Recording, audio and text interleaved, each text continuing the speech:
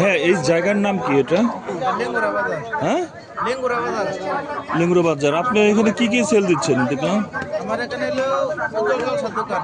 একটু বলেন, সব কিছু নাম বলেন, যে এটা খাইলে এটা হয়, কি বলেন একটু। এটা হলো গ্যাসের, দাঁতের দুর্বলতা, নানান বিধি রোগের।